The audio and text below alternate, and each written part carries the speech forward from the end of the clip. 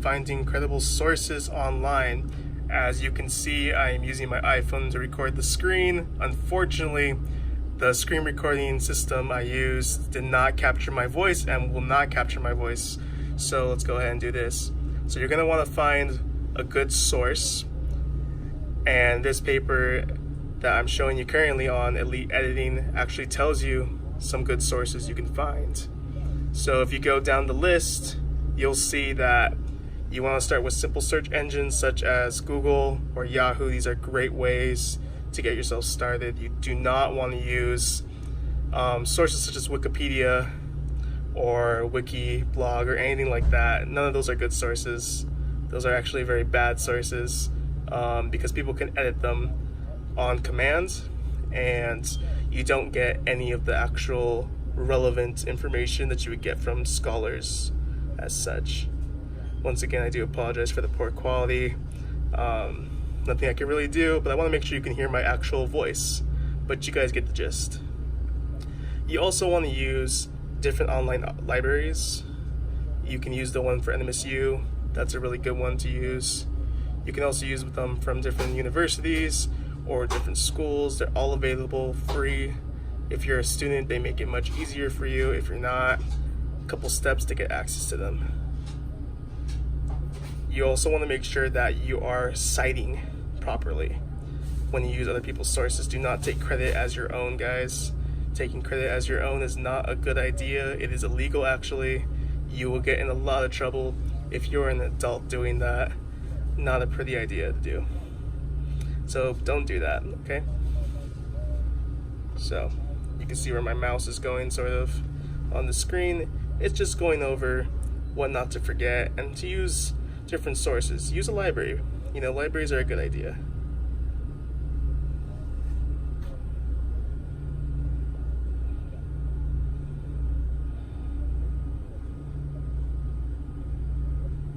Alright, so here's a good source, Google Scholar. Excellent source. It is run by Google, obviously, but it will actually pinpoint more actual reputable sources. So you can go ahead and type in pretty much anything, and it will bring up what you need. So for this one in particular, case studies, I clicked on articles, it brought up case studies, guys. So you can see that there are some case studies. So I'm gonna put case studies for animal testing or animal trials. And some more came up. You want to keep in mind you're looking for .orgs, .educations, .coms are okay to use, but they're not always the best sources because people can still manipulate them. You can also use newspapers, guys. The New York Times is a credible source, but keep in mind there is bias in everything. So you want to make sure that you are emphasizing that there is a biased opinion, or that it is an opinion of some sort. You do not want to make it seem like it's a fact. It is not a fact, okay? So for this one, for English, we put the Odyssey since we are an English course. Now, there's different options for you to choose from. I have used several of these myself when writing papers. And you just want to make sure you're using a broad spectrum of things.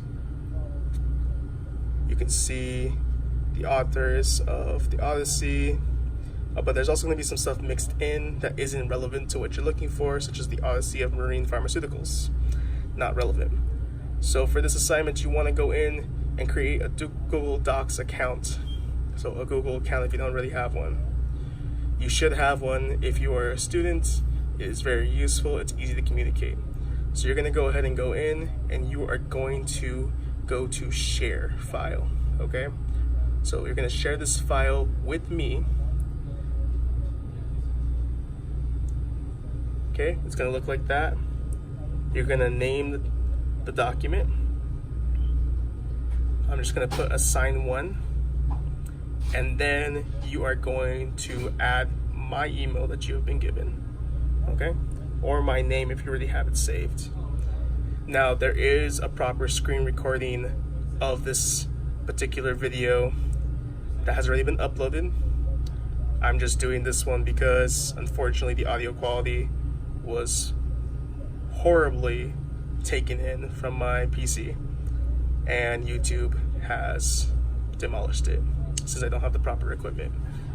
Now, after you add me, I'm going to be able to see your assignment. So this is how we're going to grade it.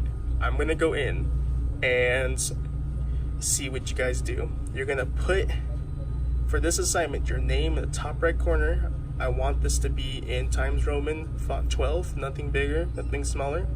No need to double space. I would like you guys to put your name in the top right corner, as well as the name of the class and the assignment title. And then I want you guys to go ahead and find 10 different sources that are credible. I want you to read them. Now, normally what you do is you put them in MLA format in the bibliography, but no need for that. I want you just to copy and paste those links to your paper, and I'm gonna go read them, okay?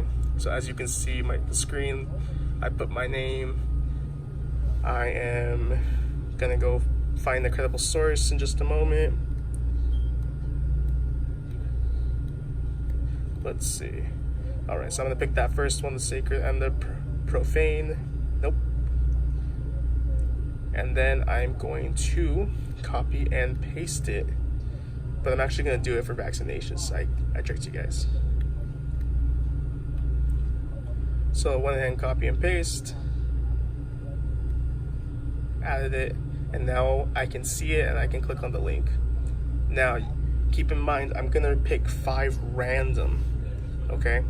5 random links, I'm gonna read them, and based on that, I'm gonna grade you. So your grade will be on the scale of 1 to 5. 5 being an A, 4 being a B, 3 a C, and anything below that is failing. So pick your sources carefully, actually read them. You don't have to read the entire thing. I'm not gonna read the entire thing, but it does need to make sense. And you do need to pick a topic of interest so that I know you're keen in on the right topic and not just putting random stuff in your file. I wanna make sure that you guys actually know how to find credible sources. You can't just be using WikiHow, okay guys? And normally, like I said before, you would cite this properly. There is no need for that. But in the future, you need to cite properly, because otherwise you can get in a lot of trouble in school. You can get in a lot of trouble with the law, actually, if the author actually chooses to come after you, which hopefully will never happen, but it is possible. And you can get fined a lot of money.